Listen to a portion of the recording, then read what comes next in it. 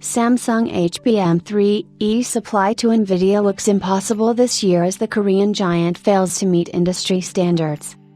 Samsung's HBM3E supply to NVIDIA looks almost impossible, at least this year, since the Korean giant is still unable to meet industry standards.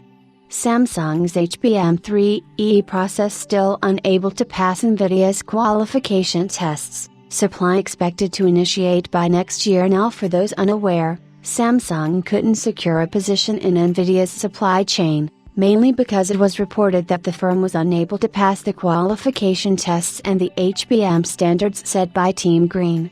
The Korean giant admitted this development in an investor's note, claiming that they are optimistic towards a potential breakthrough. However, a new report by the Korean media outlet Daily Korea says that Samsung's HBM3E supply to NVIDIA this year looks virtually impossible, but things do look positive in 2025. It is realistically impossible for Samsung Electronics to supply 8-layer and 12-layer HBM3E to NVIDIA this year. The reason for the delay in supply is that we were unable to meet NVIDIA's requirements for chip performance. Samsung via Daily Korea now that it's imminent that Samsung won't supply its HBM products to NVIDIA in 2024, it won't be wrong to say that in the battle for HBM superiority, Samsung's arch-rival SK Hynix has taken the lead.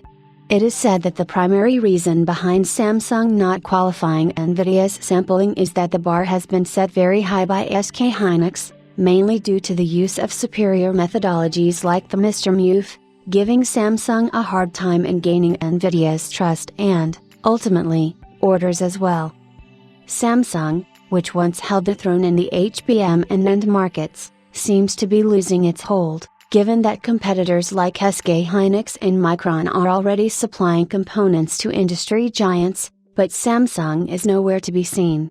Not just this, but even in the NAND segment, SK Hynix has become the world's first manufacturer to showcase a 321-layer plus NAND solution, while Samsung, well, the firm, is left behind again here.